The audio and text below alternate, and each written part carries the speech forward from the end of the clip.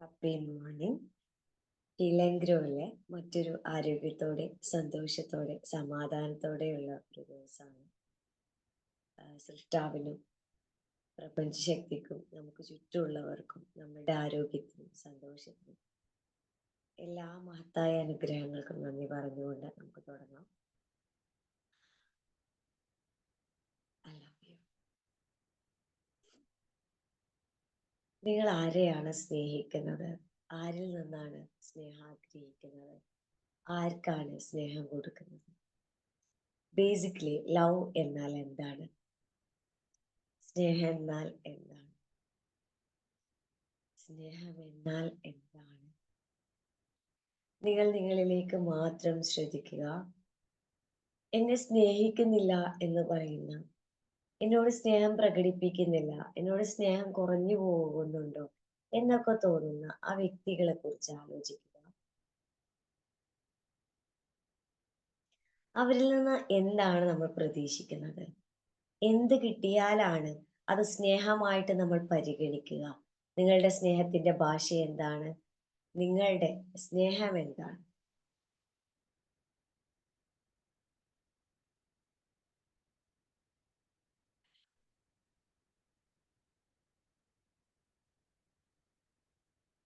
എല്ലാ സ്നേഹവും സ്നേഹമാണോ? നമ്മള് സ്നേഹമാണെന്ന് തെറ്റിദ്ധരിക്കുന്ന എല്ലാ സ്നേഹവും, അല്ലെങ്കിൽ സ്നേഹമാണെന്ന് ധരിക്കുന്ന എല്ലാ സ്നേഹവും നിങ്ങൾക്ക് എല്ലാ കാലത്തും സ്നേഹമായിട്ട് തോന്നിയിട്ടുണ്ടോ? ചില സ്നേഹങ്ങൾ പിന്നീട് സ്നേഹമല്ലായിരുന്നു എന്ന് മനസ്സിലായിട്ടുണ്ടോ? അല്ലെങ്കിൽ നമ്മൾ കൊടുക്കുന്ന സ്നേഹങ്ങളുടെ ഭാഷ എന്താണ്? നമ്മൾ കുട്ടികൾക്ക്, പാരൻസിന്, പാർട്ട്ണർക്ക് എല്ലാവർക്കും സ്നേഹം കൊടുക്കുന്നുണ്ട്. അത് നമുക്കറിയാം സ്നേഹമാണ് എന്ന്. റിയലി അവർക്കത് മനസ്സിലാകുന്നുണ്ട്. ഇത് സ്നേഹമാണ് എന്ന്. നമ്മളുടെ സ്നേഹം മറ്റുള്ളവർ തെറ്റിദ്ധരിക്കപ്പെടുന്നുണ്ടോ? സ്നേഹം കൊടുക്കുന്നുണ്ട്, പക്ഷെ ഇതുപോലെ മറ്റുള്ളവർ നമ്മളോട് കംപ്ലൈന്റ് പറയുന്നുണ്ടോ? ഷബ്ന, നിനക്ക് എന്നെ, ഞങ്ങളോട് സ്നേഹമില്ല അല്ലെ, എന്നോട് സ്നേഹമില്ല അല്ലെ, ഞാൻ എത്ര നിന്നെ സ്നേഹിക്കുന്നുണ്ട്, എന്നിട്ട് എന്താ നിനക്ക് സ്നേഹം എന്നോട് ഇത്ര ഇല്ലാത്തത് എന്നൊക്കെ നമ്മളുടെ ഏറ്റവും അടുത്തവരൊക്കെ നമ്മളോട് പറയും. ഇനി നിങ്ങൾ നിങ്ങളെ കുറിച്ച് ചിന്തിക്കുക.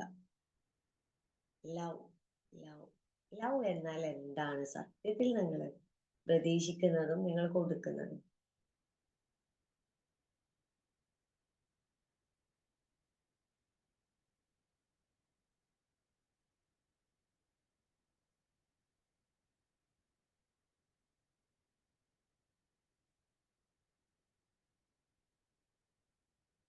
എല്ലാരും ഇവിടെ അല്ലേ?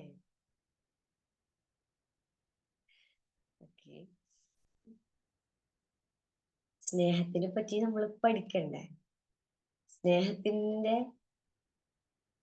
യഥാർത്ഥ സ്നേഹവും, അല്ലെങ്കിൽ സ്നേഹത്തെ പറ്റി അറിയാത്ത സമയത്തോളം നമ്മൾ ഊഹിച്ചു കൊണ്ടേയിരിക്കും.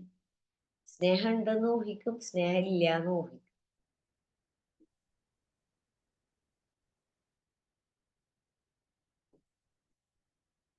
ഊഹത്തിന്റെ പ്രയാസങ്ങളൊക്കെ ഇന്നലെ പഠിച്ചു, പറഞ്ഞു, കേട്ടു, മനസ്സിലാക്കി.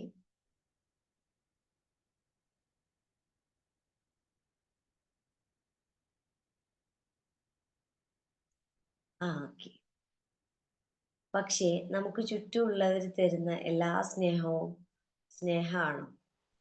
അല്ല, നമ്മൾ അങ്ങോട്ട് കൊടുക്കുന്നത്, നമ്മളുടെ ഉള്ളിൽ സ്നേഹം ഉണ്ടായിരിക്കും, പക്ഷെ മറ്റുള്ളത് അംഗീകരിക്കാറുണ്ട്. നമുക്ക് അവരോട് ദേഷ്യമൊന്നും ഉണ്ടാവില്ല, നമുക്ക് അവരോട് സ്നേഹമായിരിക്കും ഉണ്ടാവുക, പക്ഷെ അവരത് അംഗീകരിക്കാറുണ്ടോ? എല്ലാ സ്നേഹത്തെയും അംഗീകരിക്കാറുണ്ടോ? നമ്മളൊരു കുട്ടീനോട് ഒരിക്കലും ഇല്ല. നമ്മൾ അംഗീകരിക്കാറില്ല, മറ്റുള്ളവരെ അംഗീകരിക്കാറില്ല, രണ്ടു കൂട്ടരും അംഗീകരിക്കാറില്ല. കാരണം മനസ്സിൻ്റെ ഉള്ളിൽ ഒരു കൺസെപ്റ്റ് ഉണ്ട്: സ്നേഹത്തിന്റെ രൂപവും, സ്നേഹത്തിന്റെ സ്മെല്ലും, സ്നേഹത്തിന്റെ സ്പർശവും, സ്നേഹത്തിന്റെ സൗണ്ടും സ്വരവും എല്ലാം ഇങ്ങനെ ആയിരിക്കണമെന്ന്. അങ്ങനെയല്ലാത്ത സ്നേഹം ആവില്ല എന്നുള്ളത് തെറ്റിദ്ധാരണയാണ്. അതായത് എൻ്റെ കുട്ടീനോട് മകനോട് ഞാൻ എപ്പോഴും ദേഷ്യപ്പെടുകയാണ്, എപ്പോഴും ദേഷ്യപ്പെടുകയാണ്. അപ്പൊ ആ കുട്ടി എന്താ വിചാരിക്കുക? ഉമ്മക്ക് ഉമ്മക്ക് എന്നോട് സ്നേഹമില്ലാന്ന്, ഉമ്മക്ക് എന്നോട് സ്നേഹമില്ല എന്ന് ധരിക്കും, ധരിക്കുകയാണ്. അവൻ അങ്ങനെയാണ് വിചാരിക്കുന്നത്. പക്ഷെ ആ തെറ്റിദ്ധാരണയാണെന്ന് ആർക്കാ അറിയാം? എനിക്ക് മാത്രമേ അറിയുള്ളൂ. കാരണം എൻ്റെ ഉള്ളിൻ്റെ ഉള്ളിൽ സ്നേഹമുണ്ട്.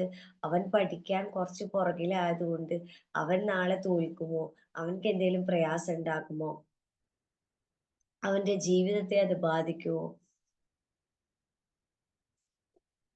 എന്നൊക്കെയുള്ള ടെൻഷൻ കൊണ്ട്, സ്നേഹമുള്ളത് കൊണ്ട് ടെൻഷൻ കൊണ്ട് പരാജയപ്പെടുമോ എന്നുള്ള ഭയം കാരണം പുറത്തോട്ട് ഞാൻ സ്നേഹത്തിന്റെ ഭാഷയായിട്ട് തന്നെ ഞാൻ ദേഷ്യം പ്രകടിപ്പിക്കുകയാണ്, അല്ലെങ്കിൽ ചീത്ത പറയാണ്. ഓക്കെ,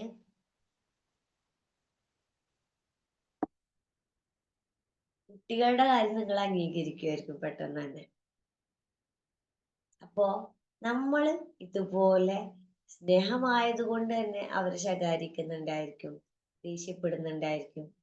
ശകാരിക്കലും ദേഷ്യപ്പെടലും രണ്ടും ഒന്ന് തന്നെ ഉണ്ടായിരിക്കും. പിന്നെ അതുപോലുള്ള കാര്യങ്ങൾ ഉണ്ടായിരിക്കും. ഇതേപോലെ നമ്മളോട് ആരെങ്കിലും ചെയ്താലോ, പാരൻസ്, പാർട്ട്ണർ, കൂടെയുള്ളവര്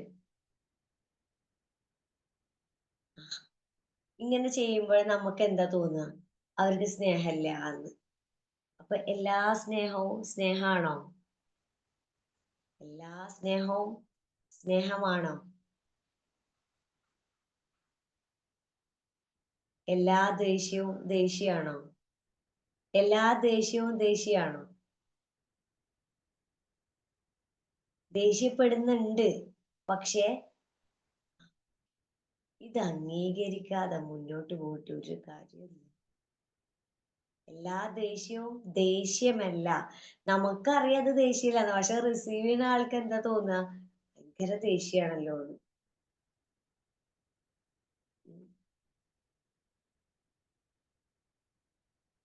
എല്ലാ സ്നേഹവും സ്നേഹമാണ്. നമ്മൾ ചിലയിടത്ത് പറയാം അവര് ഭയങ്കര ഭയങ്കര സ്നേഹാണ് ആ വ്യക്തികള് എന്ന് നമ്മള് പറയും. പക്ഷെ കുറച്ച് കാലം കഴിഞ്ഞാൽ നമ്മൾ മനസ്സിലാകും അത് സ്നേഹമായിരുന്നില്ല, അത് അഭിനയായിരുന്നു എന്ന്.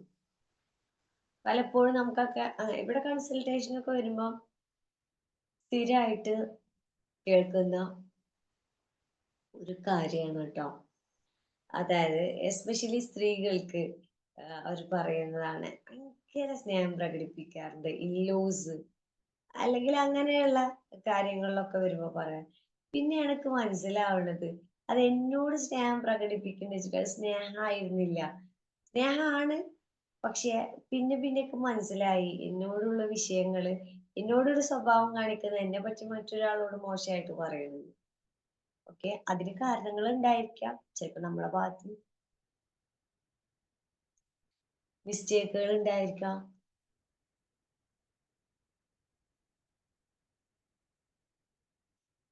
അപ്പോ ഇനി ഇപ്പൊ ഞാൻ സ്ലോയിലായിട്ട് ഏകദേശം തന്നെ ചോദിച്ചിരിക്കുന്നത് നിങ്ങൾക്ക് പല തോട്ട്സും ഇപ്പൊ കിട്ടും. സ്നേഹത്തിന്റെ ഭാഷയെ കുറിച്ചും നമ്മൾ സ്നേഹിച്ചുകൊണ്ടിരിക്കുന്നുണ്ട്, പക്ഷെ അത് മറ്റുള്ളവർ സ്നേഹമായിട്ട് അംഗീകരിക്കുന്നില്ല. മറ്റുള്ളവർ നമ്മളെ സ്നേഹിക്കുന്നുണ്ട്, പക്ഷെ അത് നമുക്ക് സ്നേഹമായിട്ട് അംഗീകരിക്കാൻ പറ്റുന്നില്ല. ഇനി നിങ്ങളോട് നിരന്തരമായിട്ട് ദേഷ്യപ്പെടുന്ന ഒരാളെ കുറിച്ച് ആലോചിക്കുക. നമ്മൾ അടുത്തുള്ള എന്നും വീട്ടിലുള്ള സ്നേഹം ഉള്ള വ്യക്തി, ശത്രുക്കളെ കുറിച്ചല്ല, സ്നേഹമുണ്ട് പക്ഷെ അവരെപ്പോഴും ദേഷ്യപ്പെടുന്നുമുണ്ട്.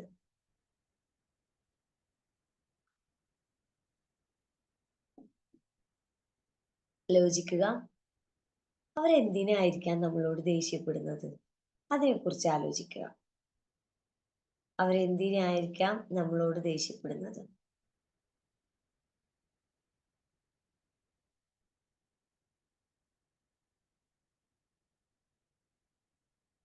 ആ ദേഷ്യത്തിന്റെ കാരണത്തിന്റെ പുറകിലോട്ട് ചിന്തിക്കുക.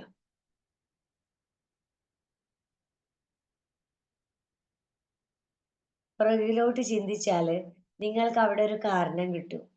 അയാൾക്ക് ശരിക്കും നമ്മളോട് ദേഷ്യമായിട്ടാണോ?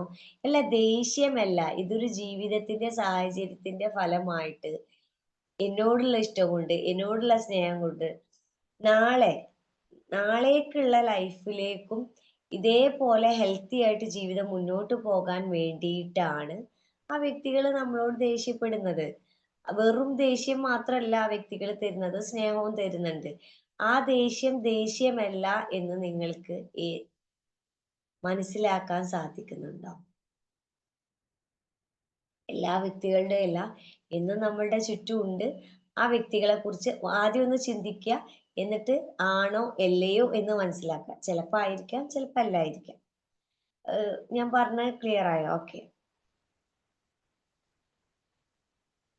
നിരന്തരമായിട്ട് അവർ നമ്മളോട് ദേഷ്യപ്പെടുന്നുണ്ട് എന്നുള്ളൊരു തോന്നലുണ്ട്. അവർ ശരിക്കും നമ്മളോട് ദേഷ്യം കൊണ്ടാണോ, അതോ സ്നേഹം ഉള്ളിലുണ്ട്, സ്നേഹത്തിന്റെ ആ പരിഗണന കൊണ്ടും ആ ഒരു വിശ്വാസം കൊണ്ടും ആ ഒരു റെസ്പോൺസിബിലിറ്റി കൊണ്ടും ജീവിതം മുന്നോട്ട് പോകേണ്ട ആവശ്യമുള്ളത് കൊണ്ടും അവർ നമ്മളോട് ദേഷ്യപ്പെടുന്നതാണോ, അതോ ദേഷ്യമായിട്ട് തന്നെ ദേഷ്യപ്പെടുന്നതാണോ? അവരുടെ ദേഷ്യം ശരിക്കും ദേഷ്യമാണോ അല്ലയോ? അതാണ് ഫൈനൽ. അവര് നമ്മളോട് ദേഷ്യപ്പെടുന്നുണ്ട് എന്ന് നമ്മൾ പറയുന്നുണ്ട്. അത് ശരിക്കും ദേഷ്യമാണോ അല്ലയോ?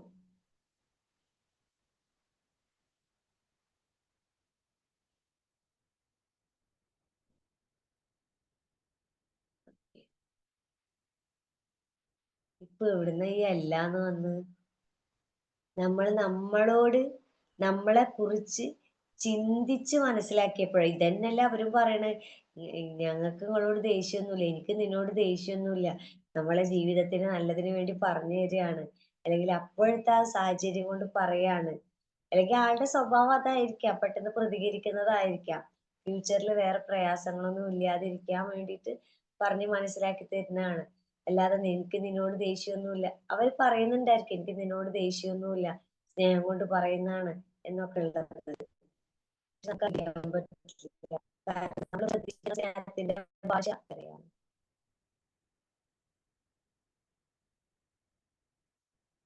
ഇനി നമ്മൾ ദേഷ്യപ്പെടാറുണ്ട്. നമ്മൾ മനസ്സിൽ സ്നേഹത്തിന്റെ ഭാഗമായിട്ട് തന്നെ ദേഷ്യപ്പെടാറുണ്ട്. ആ വ്യക്തികളെ കുറിച്ച് ആലോചിച്ചേ. അവർക്ക് നമ്മളോട് എന്തായിരിക്കും തോന്നുക?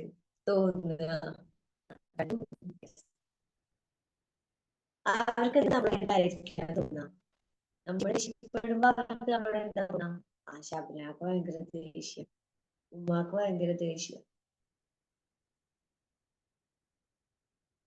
ഉമ്മാക്ക് ഭയങ്കര ദേഷ്യമാണ് എന്നുള്ളതിനെ തോന്നും. രാവിലെ ഞാൻ ക്ലാസ് എടുക്കുന്നത് കുറച്ച് പ്രയാസപ്പെട്ടിട്ടാണ്. അതിന്റെ ഒരു ബുദ്ധിമുട്ടുകളുണ്ട്. എന്നാൽ വേറെ പ്രയാസങ്ങൾ എന്ന് പറയാൻ ഭയങ്കര മാരക പ്രയാസമൊന്നുമില്ല. സൗണ്ടിന്റെ ഇഷ്യൂ ഉള്ള കാരണം തൊണ്ട ഭയങ്കര ഡ്രൈ ആവും. അപ്പൊ അതൊക്കെ മനസ്സിലാകും. അപ്പൊ കുറച്ച് ലാഗ് ഉണ്ടാവും ക്ലാസ്സിന്, അത് നിങ്ങൾ ക്ഷമിക്കുക. Okay, clear? അപ്പൊ നിങ്ങളുടെ ദേഷ്യപ്പെടുന്ന വിഷയങ്ങളൊക്കെ മറ്റുള്ളവര് എന്താണ് അതിൽ നിന്ന് കാണുന്നത്, മനസ്സിലാക്കുന്നത് എന്ന് ചിന്തിക്കുക. കുട്ടികൾ, ഹസ്ബൻഡ്,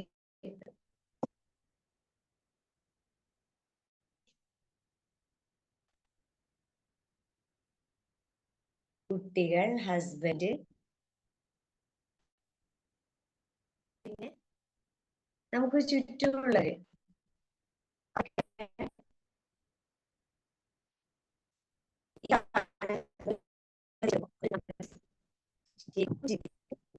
വോയിസ് സ്റ്റക്കായിട്ടാണ് കേൾക്കുന്നത്.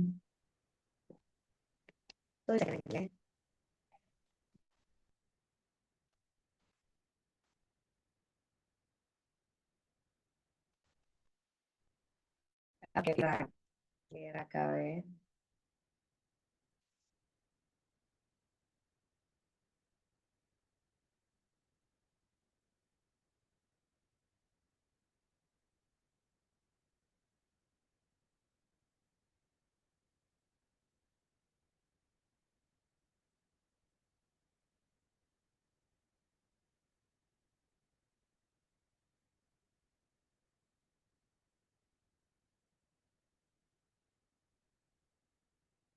Hello. Okay. Okay. Okay. Great. Thank you Shereena. Shereena ഇവിടെ ഉള്ള കാരണം എനിക്ക് എക്സ്പ്രഷൻസ് ഒക്കെ പെട്ടെന്ന് മനസ്സിലാവുന്നുണ്ട്. ഓക്കെ. അപ്പോ നമ്മള് ദേഷ്യപ്പെടുന്നതൊക്കെ ദേഷ്യം കൊണ്ട് തന്നെയാണോ? ആ ദേഷ്യം കാരണം നമ്മളുടെ സ്നേഹം ആർക്കൊക്കെയാണ് ബ്ലോക്ക് ആയിട്ട് നിൽക്കുന്നത്? ഒന്നുകൂടെ ചിന്തിക്കുക. സ്നേഹം ഉള്ളിലുണ്ട്. ഉള്ളിലെ സ്നേഹത്തിന്റെ കളറ് നിങ്ങൾക്ക് എന്താണോ സ്നേഹത്തിന് കളർ കൊടുക്കാൻ പറ്റുന്നത് അതാണ്. ചിലർക്ക് വെള്ളമായിരിക്കാം, ചിലർക്ക് ഗോൾഡൻ ആയിരിക്കാം, റെഡ് ആയിരിക്കാം. അതാണ് നമ്മളുടെ ഉള്ളിലുള്ളത്. നമ്മളത് പറയുന്നു. പക്ഷെ എന്ത് ഭാഷയിലാണ് നമ്മൾ പറയുന്നത്? അപ്പോഴത്തെ സാഹചര്യം കൊണ്ട് ചിലപ്പോ ദേഷ്യത്തിലായിരിക്കാം, വിഷമത്തിലായിരിക്കാം, സങ്കടത്തിലായിരിക്കാം, അല്ലെങ്കിൽ പരിഭവം പറയലായിരിക്കാം, പ്രതീക്ഷകളായിരിക്കാം, ആവശ്യപ്പെടലായിരിക്കാം. ഇതൊക്കെയാണ് പറയുന്നത്. ഉള്ളിൽ സ്നേഹമാണുള്ളത്. ഇത് പറയുന്നു. അപ്പോ അപ്പുറത്തുള്ള ഒരാള് കേൾക്കുന്നു. കേൾക്കുമ്പോ ശരിക്കും ഉള്ളിലുള്ള ഈ കളർ നമ്മളുടെ സ്നേഹത്തിന്റെ കളറ് തന്നെയായിരിക്കും അവർക്ക് ഫീൽ ചെയ്യുന്നുണ്ടാവുക. അവർക്കത് ദേഷ്യമായിട്ടാണ് മനസ്സിലാകുന്നത് എങ്കില് അവർക്കത് ഏത് കളറായിരിക്കും അവര് ഉൾക്കൊള്ളുന്നുണ്ടാകുക? നമ്മുടെ സെയിം ഇമോഷൻസും സെയിം കളർ തന്നെ ആയിരിക്കും. അവർക്ക് ഏത് കളറായിട്ട് ദേഷ്യാണെങ്കിൽ ബ്ലാക്ക് കളർ. ബ്ലാക്ക്. ബ്ലാക്ക് അല്ലേ? ഓക്കെ. ആദ്യം ഷെറീനയുടെ ഉള്ളിലുള്ള കളർ ഏതാ? സ്നേഹത്തിന്റെ കളറ് വൈറ്റ്. വൈറ്റ് അങ്ങോട്ട് പോകുമ്പോഴത്തേന് എന്തായി? ബ്ലാക്ക് ആയി. മനസ്സിലാവുണ്ടോ? ഈ കളറിൽ മാത്രം ഞാൻ പറഞ്ഞ നിങ്ങൾക്ക് പെട്ടെന്ന് മനസ്സിലാവും. ഇപ്പൊ നിങ്ങൾ ആലോചിച്ചാൽ മതി. ഹസ്ബൻഡിനോടോ പാരൻസിനോടോ കുട്ടികളോടോ നമ്മൾ സംസാരിക്കുന്ന ഉള്ളില് ഈ വൈറ്റും റെഡും ഒക്കെ വെച്ചിട്ടാ. അവര് കാണുന്നത് എന്താ? ബ്ലാക്ക്. ഈ ബ്ലാക്ക് കണ്ടിട്ട് കുറച്ച് കഴിഞ്ഞാൽ ഇവർക്ക് നമ്മളെ സൗണ്ട് തുടങ്ങുമ്പോ തന്നെ ബ്ലാക്ക് ആയിട്ടാണ് അവർക്ക് ഫീൽ ചെയ്യുള്ളൂ. അതാണ് രാവിലെ കുട്ടികളെ എഴുന്നേൽപ്പിക്കുമ്പോഴൊക്കെ സോഫ്റ്റ് ആയിട്ട് എഴുന്നേൽപ്പിക്കണം, സ്നേഹത്തോടു കൂടി എഴുന്നേൽപ്പിക്കണം എന്ന് നമ്മൾ റിപ്പീറ്റ് ചെയ്ത് പറയുന്നത്. കാരണം നമ്മൾ സൗണ്ട് ഒന്ന് ഉറക്കെ ആയിക്കഴിഞ്ഞാൽ ഈ ബ്ലാക്ക് കളറായിട്ട് അവർ തെറ്റിദ്ധരിക്കപ്പെടും. നമ്മൾ വേഗം എഴുന്നേൽക്കാൻ വേണ്ടിയിട്ടായിരിക്കും കുട്ടികളെ വിളിക്കുന്നത്. ഇച്ചിരി സൗണ്ട് മുകളിലേക്ക് കയറിയാല് നമ്മൾ മുന്നേ സൗണ്ട് ഇട്ടിട്ടുള്ളതൊക്കെ ദേഷ്യമുള്ള കാര്യത്തിനായിരിക്കാം. അപ്പോ ഇവരത് തെറ്റിദ്ധരിക്കപ്പെടും.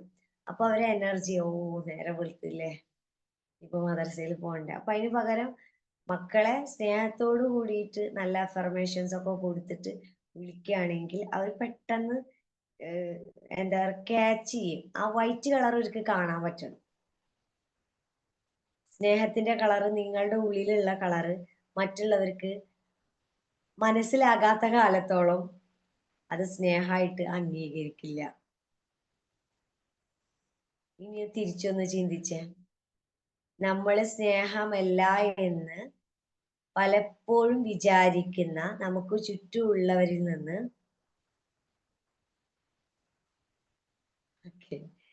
നമുക്ക് ചുറ്റുമുള്ളവരിൽ നിന്ന് നമ്മള് ബ്ലാക്ക് കളറാണെന്ന് തെറ്റിദ്ധരിക്കുന്നതിന്റെ പുറകില് വേറെ ഏതെങ്കിലും കളർ ഉണ്ടാവും?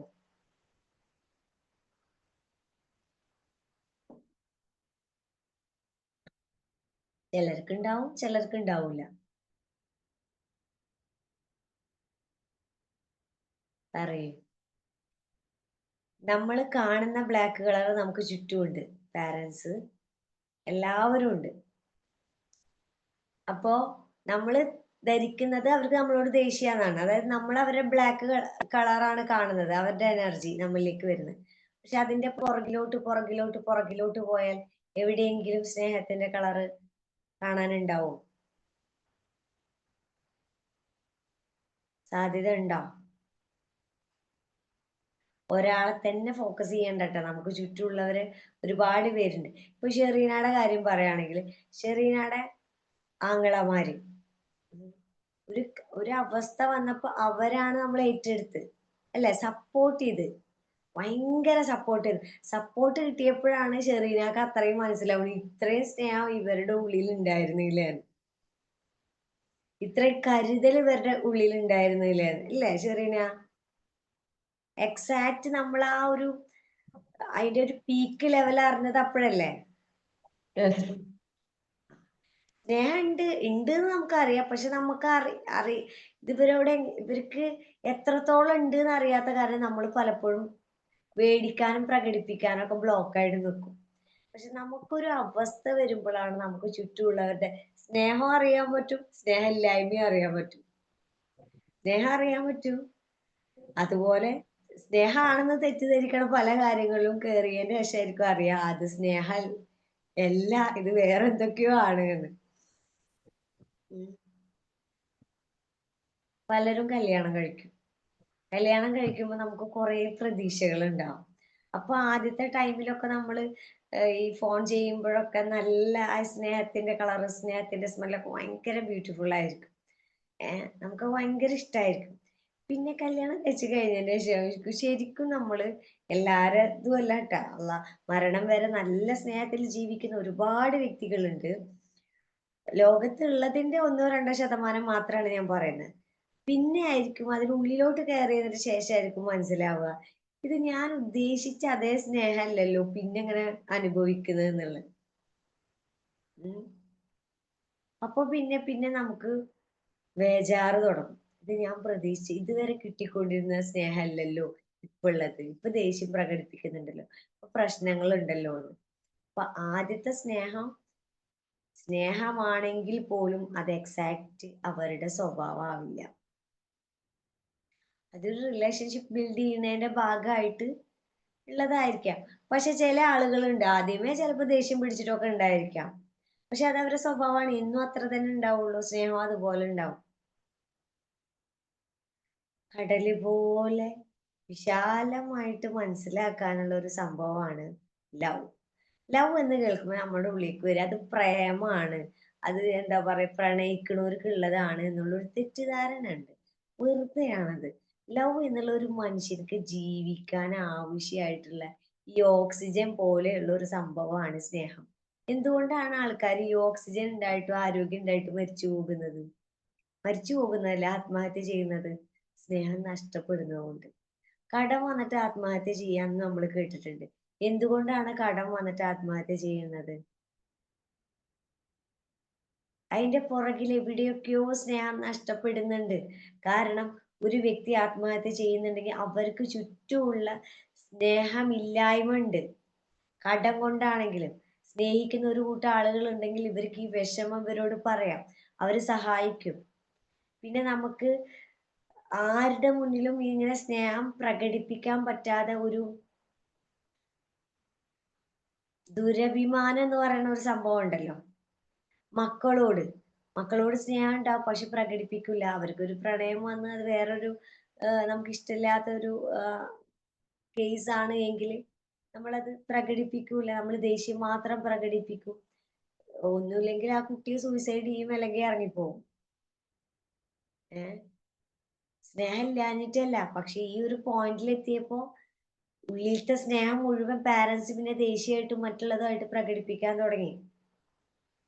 എല്ലാവർക്കും സ്നേഹം ലഭിക്കുന്നുണ്ട്, പക്ഷെ പലരും അത് റിജക്റ്റ് ചെയ്യുകയും അത് മോശമാക്കി കളയുകയുമാണ്. എന്നും ഇങ്ങനെ ഒരേ സ്നേഹം കൊടുത്തോണ്ടിരിക്കാൻ പറ്റില്ല. അവിടെ നിന്ന് തിരിച്ചു കിട്ടുമ്പോൾ തന്നെയല്ലേ നമുക്ക് പിന്നെയും കൊടുക്കാൻ പറ്റുള്ളൂ.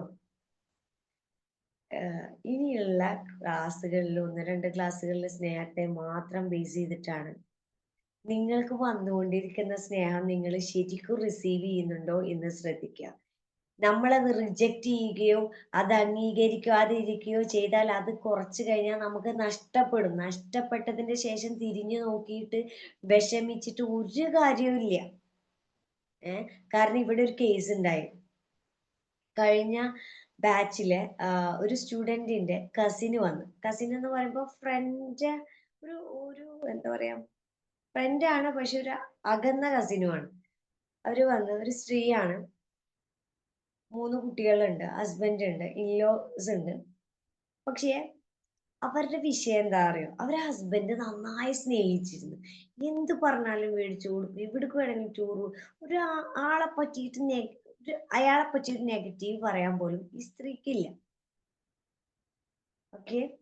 പക്ഷേ എന്താ ഇവിടെ സംഭവിച്ചെന്ന് വെച്ചാല്, ഈ സ്ത്രീയുടെ ഉപ്പാക്ക് ഒരുപാട് മോശമായിട്ടുള്ള ബിഹേവിയർ ഉണ്ടായിരുന്നു. അപ്പൊ ഈ കുട്ടിക്ക് ചെറുപ്പത്തില് ഈ ട്രോമ ഒക്കെ കേറുമല്ലോ. ഈ ആണുങ്ങളൊക്കെ ഇങ്ങനെയാണോ? ഇവർക്ക് ഇങ്ങനത്തെ സ്വഭാവമൊക്കെ എല്ലാവർക്കും ഉണ്ടാവും എന്നൊക്കെയുള്ള ഈ അറിയാതെ തന്നെ കേറിപ്പോവും. ശേഷം ഭർത്താവ് എന്നുള്ള ഒരു പൊസിഷനിൽ ഒരാള് വന്നപ്പോ, ഇയാള് എല്ലാം സ്നേഹിക്കുന്നുണ്ട്. പക്ഷെ എന്നിരുന്നാൽ പോലും ഈ ഈ കുട്ടിക്ക് പാരന്റ്സിൽ നിന്ന് ഉണ്ടായിട്ടുള്ള ആ ഒരു തോട്ട് കെടുക്കുന്നോണ്ട് ഭർത്താവിന് ഇങ്ങനത്തെ സ്വഭാവം ഉണ്ടാവോ? ഇങ്ങനത്തെ സ്വഭാവം ഉണ്ടാവോ? ഇവര് ഈ സ്നേഹം പ്രകടിപ്പിക്കുന്ന സ്നേഹമൊന്നും ആവില്ലായിരിക്കും. ഇവർക്ക് വേറെ എന്തെങ്കിലും സ്വഭാവം ഉണ്ടാവോ? എന്താ സ്വഭാവം എന്ന് ഞാൻ പറയുന്നില്ല. ഇൻ കേസ് എന്താണെങ്കിലും. എന്തായാലും നെഗറ്റീവാണ് എന്നുള്ള തോന്നല്. തോന്നി തോന്നി തോന്നി പിന്നെ അതിങ്ങനെ ചോദിച്ചു തുടങ്ങി. അപ്പൊ ആ ഭർത്താവ് ആദ്യമൊന്നും നല്ല രീതിയിലാണ് പ്രതികരിക്കുന്നത്. നിനക്ക് തോന്നലാണ്. അങ്ങനെയുള്ള കാര്യങ്ങൾ പറയും. പിന്നെ ഇവൾക്ക് അപ്പൊ പോസിറ്റീവായിട്ടാണ് അവിടുന്ന് പ്രതികരിക്കുന്നത്. പോസിറ്റീവായിട്ട് പ്രതികരിക്കുമ്പോൾ നമ്മൾ അതേ കാര്യം തന്നെ ചെയ്യാനുള്ള ഒരു പ്രേരണ ഉണ്ടാവുള്ളൂ. പിന്നെ ഇതന്നെ പിന്നെ ആ കുട്ടിക്ക് ഒരു ഹാബിറ്റ് ആയി മാറി. അറ്റൻഷൻ സീക്കിങ് എന്ന് പറയും. വെറുതെ ഇത് ചോദിക്കുക, ദേഷ്യപ്പെടുക. അപ്പൊ ആള് കൂളായിട്ട് ഇടപെടും. Cool cool cool. അവസാനം ഇതിനൊക്കെ ഒരു പരിധി ഉണ്ടല്ലോ. വർഷങ്ങൾ കഴിഞ്ഞു പോയി. 10, 12 വർഷം കഴിഞ്ഞപ്പോഴും ഇതേപോലെ തുടരുകയാണ്. നിങ്ങൾ എന്തപ്പ അങ്ങനെ ഉണ്ടായി? ഇങ്ങനെ ഉണ്ടായി? വെറുതെ ചോദ്യം ചോദിച്ച് ഈ കുട്ടിയുടെ ഉള്ളില് സ്നേഹാണുള്ളത്. പക്ഷെ ഈ സ്നേഹം ഇതിന് പ്രകടിപ്പിക്കാൻ പറ്റുന്നില്ല. ഇതിന് ദേഷ്യായിട്ടാണ് പുറത്തേക്ക് വരുന്നത്. അല്ലെങ്കിൽ ചോദ്യം ചോദിക്കുക. അങ്ങനൊക്കെ ആയി ആയി ആയി അവസാനം ഈ ഭർത്താവിന് ഇനി ഇതെന്തന്നെ ആയാലും കുഴപ്പമില്ല എന്നുള്ളൊരു ലെവലിലോട്ട് എത്തി. അപ്പൊ പിന്നെ ചോദിച്ചതിന് മറുപടി പറയാണ്ടായി. ഗ്യാപ്പായി. അപ്പൊ ഇവൾക്ക് ബേജാറ് തുടങ്ങി. അപ്പൊ ഈ കുട്ടിക്ക് ബേജാറ് തുടങ്ങി. ഞാന് എന്തൊക്കെ അബദ്ധങ്ങളാണ് ചെയ്തിട്ടുള്ളത്. ഒരു പ്രശ്നവുമല്ല. വെറുതെ ഞാൻ ഓരോ ചിന്തകളിൽ നിന്ന് പ്രശ്നങ്ങൾ ഉണ്ടാക്കിയെടുത്ത് കമ്പാരിസൺ ചെയ്ത് ചോദ്യങ്ങൾ ചോദിച്ച് സംശയിച്ച് അതിന്റെ പേരിൽ പ്രശ്നങ്ങൾ ഉണ്ടാക്കി തുടങ്ങി. അപ്പൊ ആ ഹസ്ബൻഡിന് നെവർ മൈൻഡ് ആണ്. എന്താച്ചാ നീ ചെയ്തോ. ഇനിയിപ്പോ എന്താണെങ്കിലും ഞാൻ ഇനി അതില് കൂടുതൽ പ്രതികരിക്കുന്നുമില്ല, അനുകൂലിക്കുന്നുമില്ല എന്നുള്ളതിലേക്ക് എത്തി. അപ്പൊ എന്തായി? നഷ്ടപ്പെടൽ തുടങ്ങി. മനസ്സിലാവുണ്ടോ? കിട്ടിയിരുന്ന സ്നേഹം നഷ്ടപ്പെട്ടു തുടങ്ങിയപ്പോ ബുദ്ധി ഭയപ്പെട്ടു തുടങ്ങി. ചിന്തകൾ ഭയപ്പെട്ടു തുടങ്ങി. അപ്പോഴാണ് ചിന്തിക്കുന്നത് ഇനി എന്താ ചെയ്യാന്നുള്ളത്. ആ കുട്ടി തന്നെയാണ് പറയണത് ഞാൻ തന്നെയാണ് കാരണം. പക്ഷെ ഇങ്ങനൊക്കെ ആയി ഇനി എന്താ ചെയ്യാന്നുള്ളത്. മനസ്സിലാവുണ്ടോ? കയ്യിലുള്ള സ്നേഹം നഷ്ടപ്പെട്ടതിന്റെ ശേഷം തിരിച്ചു കിട്ടുമെന്ന് വിചാരിച്ചിട്ടിരിക്കേ വേണ്ട. നഷ്ടപ്പെടുത്തിയത് നമ്മൾ കാരണമാണ് എങ്കിൽ, അതായത് സമയം എടുത്ത് നമ്മൾ മനഃപൂർവ്വം നഷ്ടപ്പെടുത്തിയതാണ് എങ്കിൽ അതിന്റെ ഉത്തരവാദിത്തം ആരും ഏറ്റെടുക്കില്ല. റബ്ബ് പോലും. കാരണം നമുക്ക് ചിന്തിക്കാനുള്ള മനസ്സ് തന്നിട്ടുണ്ടല്ലോ. അതാണ് തന്നിട്ടുള്ളത്. ഈശ്വരൻ നമുക്ക് സക്സസ് ആവാനുള്ള ഒരു കാര്യമാണ് മനസ്സ് തന്നിരിക്കുന്നത്. ആ മനസ്സിൽ വേണ്ടാത്ത ചിന്തകൾ ചിന്തിക്കാൻ ആരാ പറഞ്ഞേ? കൂടുതൽ കൂടുതൽ ചിന്തിക്കുമ്പോ നമ്മൾ നമ്മളെ കാര്യം പോലും മനസ്സിലാക്കിയ പോരാ. ഓപ്പോസിറ്റുള്ള ആളെ കൂടി നമ്മൾ മനസ്സിലാക്കണം. സെൽഫ് ലവ് എന്ന് ഘോരം പ്രസംഗിക്കുന്നത് എന്താന്ന് വെച്ചാല് തെറ്റിദ്ധരിക്കപ്പെടരുത്. അത് നമ്മളുടെ സ്നേഹത്തിന്, നമ്മളുടെ ഇഷ്ടത്തിന്, നമ്മളെ മാത്രം പ്രയോറിറ്റി ചെയ്തുകൊണ്ട് ജീവിക്കുക എന്നുള്ളത്. അങ്ങനെയല്ല. കൂടെയുള്ളവർക്ക് പ്രയാസമില്ലാത്ത രൂപത്തിൽ നമ്മളെ അംഗീകരിച്ചുകൊണ്ട് മറ്റുള്ളവരെയും കൂടെ സ്നേഹിച്ച് മുന്നോട്ട് പോകുക എന്നാണ് പർപ്പസ്ഫുൾ സെൽഫ് ലവ്.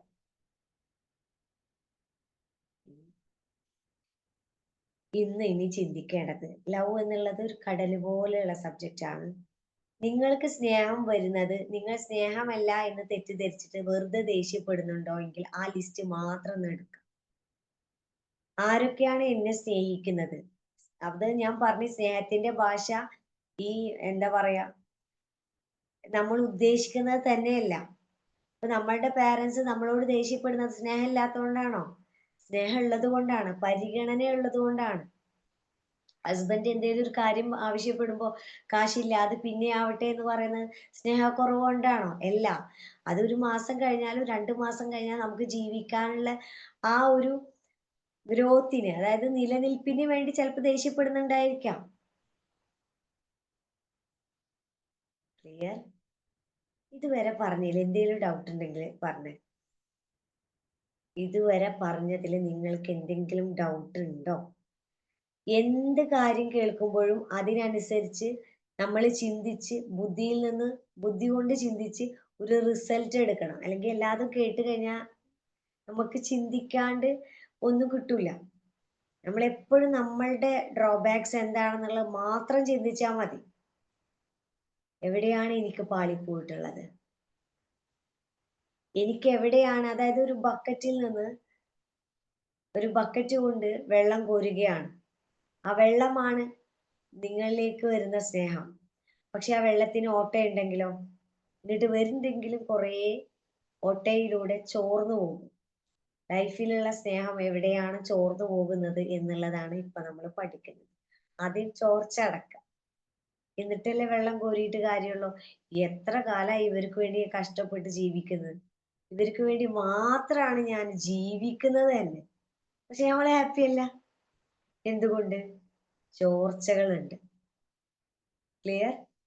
ചോർച്ചകൾ ഒരുപാടുള്ളത് കൊണ്ട് നമുക്ക് എന്തെന്നെ ചെയ്തു കൊടുത്താലും സാറ്റിസ്ഫാക്ഷൻ എന്ന് പറഞ്ഞൊരു സാധനം ഉണ്ടാവില്ല. ഓപ്പോസിറ്റുള്ള ആൾക്കും ഉണ്ടാവില്ല. അപ്പോ ആദ്യം നമുക്ക് ഓട്ടകൾ അടക്കാം, എന്നിട്ട് മുന്നോട്ട് പോകാം. ഇന്ന് ചിന്തിക്കേണ്ടത് ഇത്രയാണ്: സ്നേഹം എവിടെയാണ് ചോർന്നു പോകുന്നത്? നിങ്ങളിലേക്ക് വന്നുകൊണ്ടിരിക്കുന്ന സ്നേഹം നിങ്ങൾ അംഗീകരിക്കാതെ പോകുന്നത് എവിടെയാണ്? എവിടെയാണ്? ക്ലിയർ? എന്തെങ്കിലും രീതിയിലുള്ള ഡൗട്ട് ഉണ്ടെങ്കിൽ ഇപ്പൊ ചോദിക്കും.